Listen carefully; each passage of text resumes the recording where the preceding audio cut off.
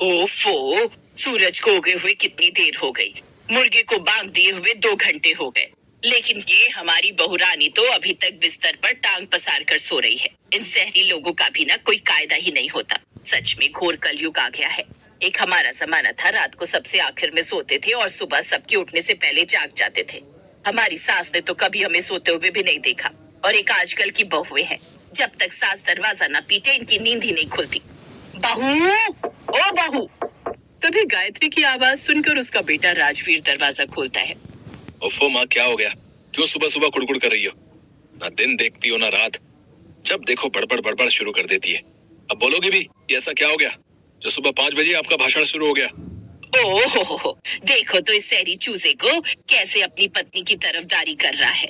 एक श्रवण कुमार था, वाह वाह वाह वाह, और एक ये है बीवी का चमचा, और एक इसकी बीवी है जिससे अभी तक बिस्तर छोड़ा नहीं गया।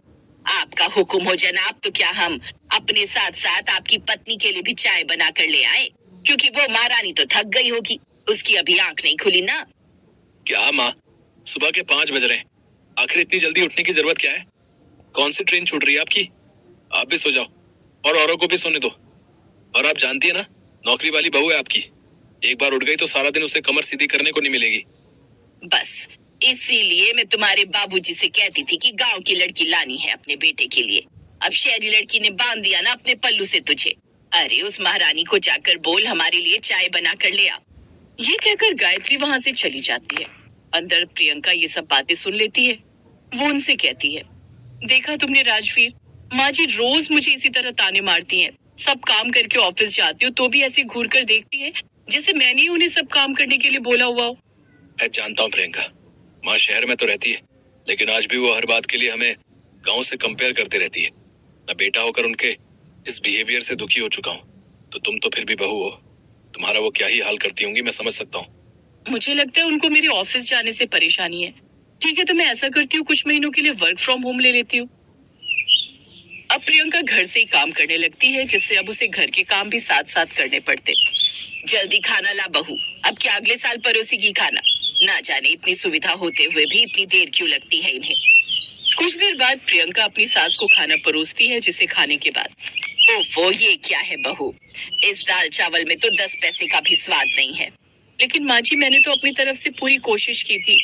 लेकिन खैर, इसमें तेरी गलती भी नहीं है। इस शहर के खाने में तो कुछ भी स्वाद नहीं है। खाना तो हमारे गांव के चूल्हे पर बनता था, जिसका स्वाद ही अलग होता था। क्या ताजा स्वादिष्ट खाना होता था। खैर कोई नहीं, मन मार कर यही खा लेती हूँ। दिन का काम निपटा कर प्रियंका ऑफिस के काम में लग जाती है। फिर शाम को वो अपनी सास को चाय बना कर देती है, जिसे पीते ही गायत्री उसमें भी नुक्स निकालती है।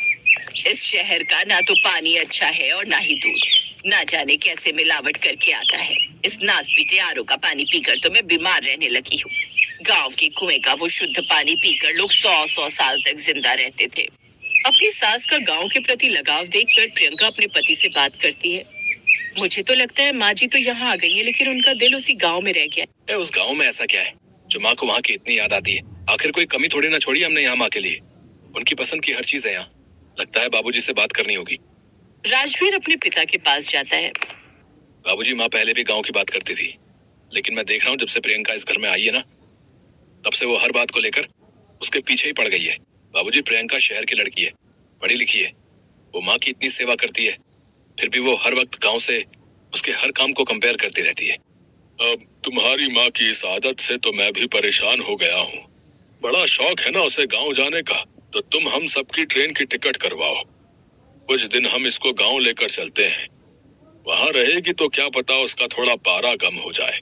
अब वो दोनों अपने ऑफिस से छुट्टी लेकर कुछ दिन उनके साथ गांव चले जाते हैं, जहां उनका पुराना झोपड़ी वाला ससुराल होता है। अपने उस झोपड़ी वाले ससुराल को देखकर प्रियंका कहती है, झोपड़ी में ससुराल? राजवीर, क्या माँ जी इसी झोपड़ी के लिए हर वक्त गांव-गांव की रट लगाए रहती थी? यहाँ तो ना तो डबल बेड और ना ही कोई सुविधा, फिर इस खाट और चूल्हे के लिए माँ जी इतना गांव-गांव करती थी। बहू, इस गांव में कोई सुविधा नहीं थी, तभी तो हम शहर गए और वहाँ खुद की मेहनत पर मकान खड़ा किया। लेकिन तब भी वो हमेशा मुझे ताने ही देती थी कि मैं उसे यहाँ से ले गया। लेकिन अब वो यही व्यवहार अपने बेटे बहू के साथ करेगी तो आखिर कैसे चलेगा? मैंने ही उसे इस घर से दूर किया था ना, इसलिए अपनी भूल सुधारने के लिए उसे यहाँ उसके झोपड़ी में ससुराल में लेकर आया हूँ। मैं भी तो देखूं वो कितने दिन रह पाती है इस झोपड़ी वाले ससुराल में। उस झोपड़ी वाले घर की साफ सफाई करके प्रियंका चूल्हे पर खाना बनाने जाती है, लेकिन काफी देर तक वो आग जलाने की कोशिश करती है, पर उससे वो आग नहीं जलती। आखिर में उसकी सास आकर चूल्हे में आग जलाती है, जिस पर प्रियंका खाना बनाती है, लेकिन चूल्हे की आग से घर में धुआं धुआं हो जाता है और प्रियंका खांसने लगती है। फिर जैसे तैसे खाना खाकर वो सब सो जाते हैं, लेकिन उस रात उनमें से किसी को भी उन खाट पर नींद नहीं आती। अगली सुबह, आहा, इस चारपाई पर सोकर तो मेरी कमर ही दर्द हो गई। लगता है उन शहरी गद्दे की आदत शरीर को लग गई है। फिर नहाने के लिए घर में पानी नहीं होता तो रामदीन गायत्री से कहता है, जाओ अब तुम जाकर कुएं से पानी लेकर आओ। तुम्हें कुएं का पानी बड़ा पसंद है ना, जाओ जाओ। क्या मैं? फिर सर पर मटका लेकर सास कुएं की ओर जाती है, लेकिन अपनी सास को देख प्रियंका भी उनके साथ चली जाती है, जहां उन्हें गांव की कुछ औरतें मिल जाती हैं। सच में लता, भले ही मैं शहर चली गई, लेकिन दिल तो मेरा आज भी गांव में ही रह गया। बड़ी अजीब हो तुम गायत्री। शहर में भला ऐसी क्या कमी है? वहाँ तो हर सुख सुविधा होती है। गांव में इतनी गरीबी है, कच्ची झोपड़ी तेज बारिश में कब ढह जाए कह नहीं सकते। 4-4 दिन तक बिजली नहीं रहती। गर्मी में सड़ते रहो, और तो और पानी भी पीना हो तो कुएं से पानी खींचो, तब जाकर उसमें से पानी लो। बच्चों के लिए ना तो ढंग का स्कूल है, ना कॉलेज, ना अस्पताल, ना तो कोई सुविधा ही नहीं। लता बिल्कुल ठीक कह रही है गायत्री। रामदीन भाई साहब ने तुम्हारे लिए कितना कुछ किया। शहर में इतनी सुख सुविधा दी, और एक तुम हो जो अभी भी इस गांव के लिए रो रही हो। प्रणाम काकी। यही तो हम भी कब से माँ जी को समझाना चाहते हैं कि शहर में उन्हें किसी चीज की कमी नहीं है। बुढ़ापे का शरीर है, आधी रात को तबीयत खराब हो जाए तो आसपास बड़े अस्पताल तो है ले जाने के लिए, लेकिन यहाँ तो कोई कमी नहीं है। अब गायत्री को अपनी गलती का एहसास होता है, और वो 2 दिन बाद ही अपने परिवार वालों के साथ शहर लौट आती है और मुलायम गद्दे पर आराम से एसी चलाकर सोती है। अब वो कभी गांव को शहर से कंपेयर नहीं करती, और ना ही अपनी बहू पर कभी भी इस बात का गुस्सा निकालती।